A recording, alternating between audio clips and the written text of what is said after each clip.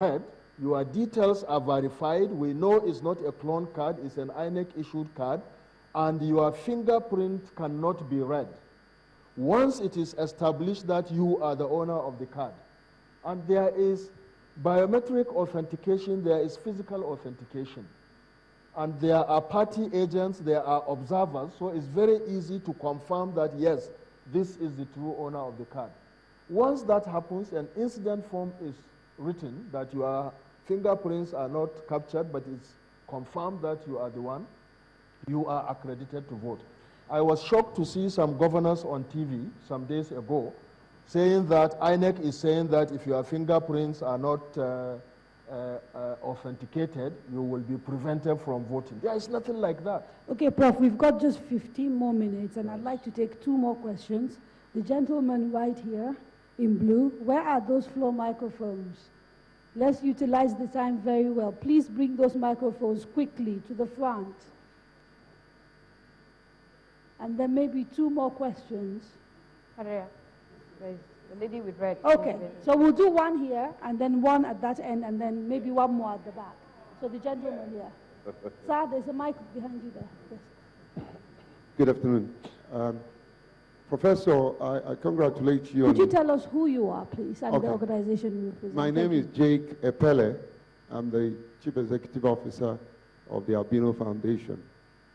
Congratulations on some of your successes, but unfortunately, if you don't decide what happens to us, we will not be participating in this election.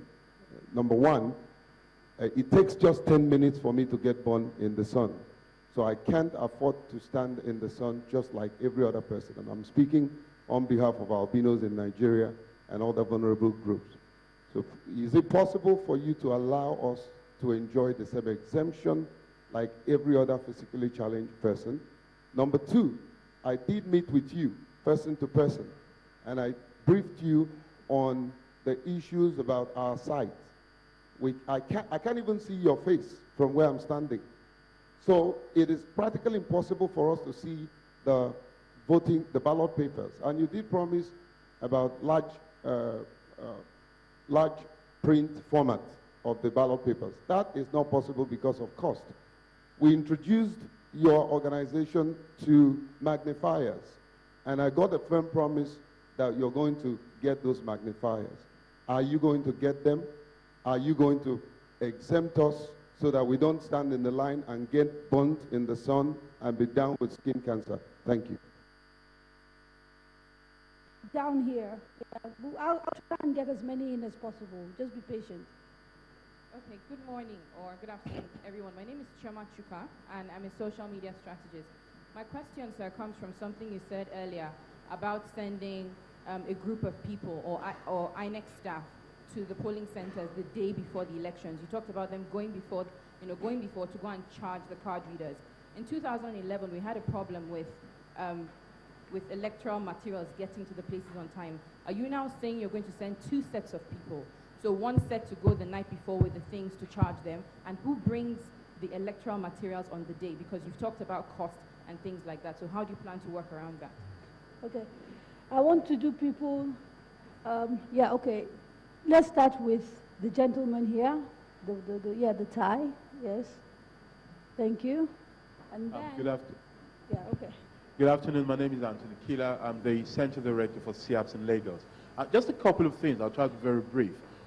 Earlier on, when you were giving an overview, you stated that where the card readers are not working, you have come to agreement with political parties on what to do.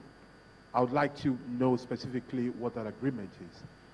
Number 2 is this. Part of the difficulties you seem to have had with the distribution are known difficulties of constraint of time, money, and manpower. I've always thought that this electoral process, as a project management, INEC is doing it all by itself. Is there anything in the law that impedes you to work in partnership with organizations that have distribution network already? I'm thinking, for example, that if we had done the distribution through banks, the same way people get their ATM cards, we would have taken away a lot of hassles from INEC. If we had done it with telecoms company, it will have saved a lot of things. But I don't know if I'm being naive, if the law impedes that. If such a partnership is something can be considered for future references. Now, okay, let me say this. I've literally got just 5 minutes. So whoever I point to, can you please limit yourself to the one question and make it as short as possible? The gentleman with the white shirt and the black bow tie, yes, please. My name is Madu Onora. I report for the Guardian newspapers. Mr. Chairman, you said that the card reader has 60% workability. I'm worried about that percentage. I didn't say so, please. Okay, sorry. You mentioned 60% when you were saying that all the other variables had 100%. But on the card reader is about 60%. No, I think he misunderstood that and he will clarify. So please sit down. Can you clarify this issue with me? Sir? On the fingerprint. Yeah, okay, so he will take that question. The guy with the hat, right next to him, the guy with the hat. And then we're coming back here, don't worry. Yeah, good afternoon, Prof. I am retired Commissioner of Police Lawrence Alobi. My issue is on security. You mentioned this morning that the average registered voters in a polling unit is 650 or 700. And we know that each polling unit, we don't have more than 5 police officers posted for election duties.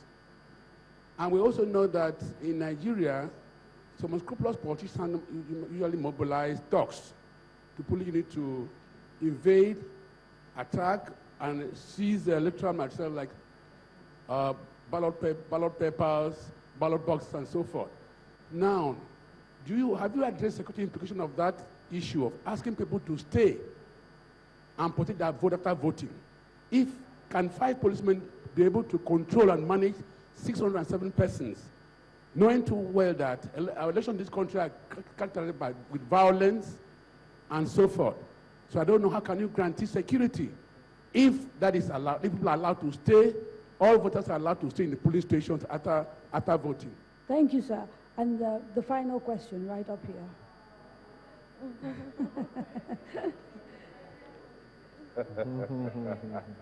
I'm not being gender sensitive. I'm accused of being anti-women. Okay, I'll try and get another woman in after him. Just a minute, yeah? Okay. My name is Gabriel Opunisi, registered in Unit 5, Ward 12, Obiakpo Local Government Area, Rivers State. Now, this is my temporary PVC.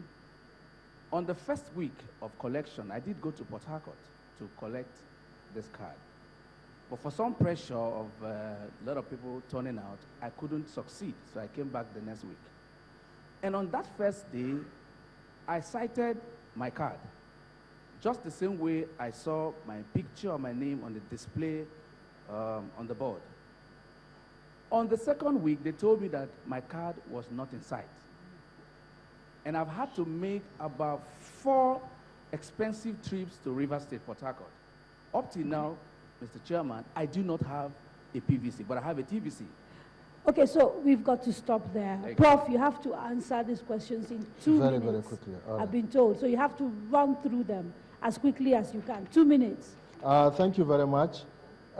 With regards to albinos, I want to reassure you that the Commission is doing everything possible to ensure that every registered voter who needs to be assisted to do their job, to be able to discharge their obligations with regards to voting are enabled to do so.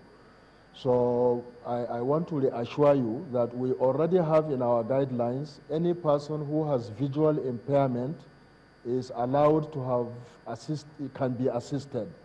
Any person who is physically has a physical challenge, you know, it's also allowed to be on a separate expedited queue for the purposes of the election.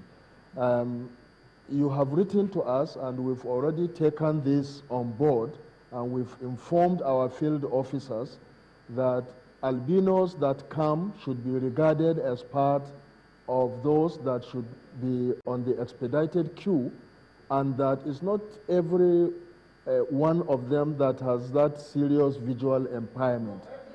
Okay, so Prof, I've literally can take only one more question, and then I have to close this. Yes. So please, just quickly Okay, choose one quickly. more. We agreed with political parties that if a card reader fails, and it's very, very highly unlikely that a card reader will fail, if there is a malfunction of a card reader, we agreed that accreditation will be suspended and the card reader will be replaced within the period of accreditation. And then we will adjust the time to compensate for time lost. Okay, Prof. So, I would like to thank everyone in this hall who came here today to take part in this important conversation. I know people are not satisfied, but what we intend to do is we will collate all the questions and pass them on to INEC, and we hope that they will be able to put together a frequently asked question kind of pack that they will send to everybody. Thank you so much for coming here, and we thank Ford Foundation, Channels TV, WeFM, the Cooker Center, and of course, Reinvent Media for putting this together. Back to you guys in Lagos.